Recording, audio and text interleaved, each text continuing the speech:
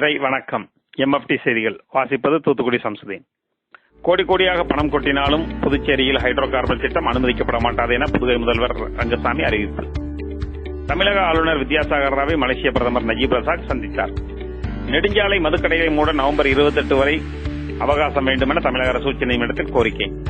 சென்னை மெரினா கடற்கரையில் விவசாயிகள் அவமதிப்பு மற்றும் ஹைட்ரோ கார்பன் திட்டத்தை எதிர்த்து மாணவர்கள் ஒன்று கூடாமல் இருக்க 3வது நாளாக காவல்துறை குவிப்பு. டெல்லி விவசாயிகள் போராட்டத்திற்கு ஆதரவாக சென்னை உள்ளிட்ட பல மாவட்டங்களில் சட்டக்கல்லூரி மாணவர்கள் மற்றும் இளைஞர்கள் போராட்டம். 6 மாதம் கடந்தும் உள்ளாட்சி தேர்தல் நடத்த முடியாத ஒரு சூழ்நிலையில் அரசு இருப்பதாக திமுக செயல் தலைவர் ஸ்டாலின் குற்றச்சாட்டு. உத்தரப்பிரதேச மாநிலம் குல்பஹர் அருகே மகா கோசல் விரைவு ரயில் தடம் புரண்டு விபத்து. இதில் 12 பேர் காயமடைந்தனர். சோனியா காந்தி விமர்சிக்க பாஜகவில் யாருக்கும் அருகதை இல்லை என காங்கிரஸ் மாநில தலைவர் திருநாவுக்கரசர் அறிவிப்பு.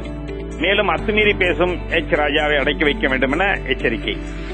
தூத்துக்குடி துறைமுகம் பகுதியில் காற்றுப்பை மூலம் படகுகளை கடலில் இறக்கும் புதிய தொழில்நுட்பம் பயன்படுத்தப்பட்டுள்ளது. கீழடி ஆய்வு மேற்கொண்ட கண்காணிப்பாளர் அமர்நாத் ராமகிருஷ்ணன் பணியிட மாற்றம் குறித்து பேராசிரியர் க. நெடுஞ்செழியன் கண்டனம்.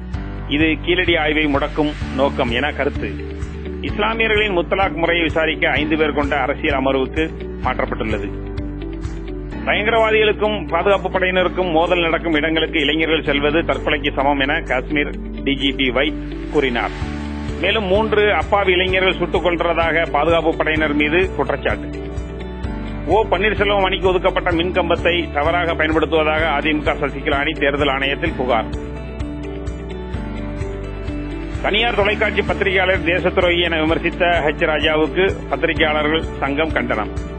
மேலும் சோனியாவை அவதூறாக பேசியதாக சென்னை, நாகர்கோவில் போன்ற இடங்களில் காவல்துறையில் காங்கிரசார் வழக்கு பதிவு.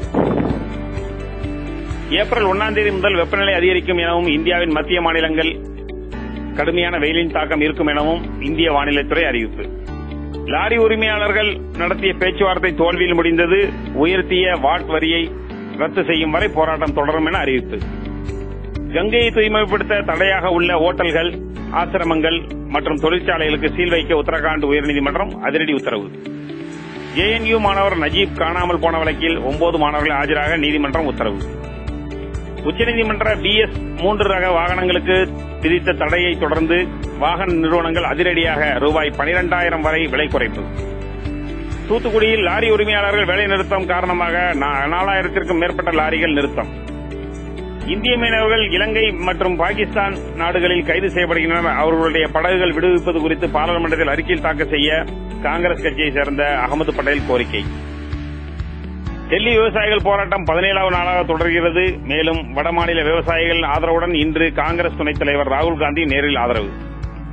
புதுச்சேரி கவர்னர் கிரண்பேடியை மாற்ற ரங்கசாமி தலைமையிலான புதுச்சேரி அரசு கோரிக்கை. தொடர்ந்து கிரண்பேடி மக்கள் தேர்ந்தெடுக்கப்பட்ட அரசுக்கு எதிராக செயல்படுவதாக புகார். கர்நாடக மாநிலத்தின் முன்னாள் முதலமைச்சர் தரம்சிங் குமாரசாமி ஆகியோர் மீது சுரங்க முறைகேடு விசாரணை நடத்த உச்சநீதிமன்றம் உத்தரவு. இத்துடன் செய்திகள் நிறைவடைந்தன. நன்றி.